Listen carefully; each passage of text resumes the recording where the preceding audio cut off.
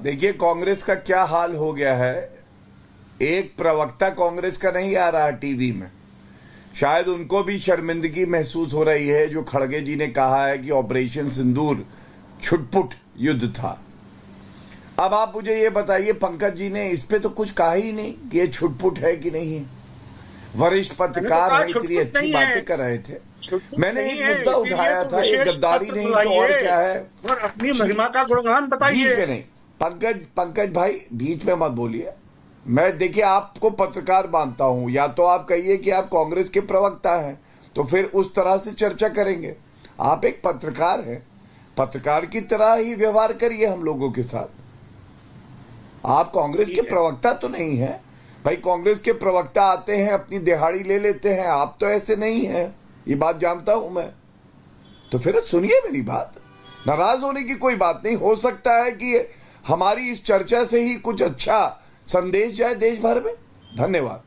मैंने इसे राहुल गांधी का एक वक्तव्य बताया, चीन की सेना अरुणाचल प्रदेश में हमारे जवानों को पीट रही है। अब आप बताइए, क्या ये सेना का मनोबल बढ़ाता है? अजय राय राफेल को खिलौना बताते हैं, क्या ये मनोबल बढ़ाता है? आप प्रधानमंत्री जी की बात कर रहे थे और गलत शब्दों से कह रहे थे। मैं पूछना चाहता हूं, आपके प्रधानमंत्री भी तो नरेंद्र मोदी जी हैं, या शहबाज शरीफ को अपना प्रधानमंत्री मानते हैं आप? अब तीन बातें आप सुनिए। जब उरी हुआ उसके 10 दिन बाद सर्जिकल स्ट्राइक्स हुई, हमने बताया कि भारत की ताकत क्या है। जब पुलवामा हुआ तो बालाकोट एयर स्ट्राइक हुई, घुस के ठोका 11 दिन बाद। और जब पहलगांव में आतंकवादी हमला हुआ तो ऑपरेशन सिंदूर हुआ 15 दिन बाद। 9 आतंकी लॉन्च पैड ध्वस्त किए, 11 एयरबेसेस को ध्वस्त किया, 40 उनके जो पाकिस्तानी सैनिक थे मारे गए और 100 आतंकी ढेर हुए।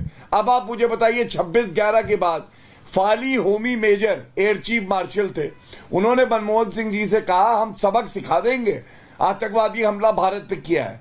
आप मुझे बताइए क्या किया था मनमोहन सिंह जी ने? सेना को खुली छूट तक तो दे नहीं पाए थे।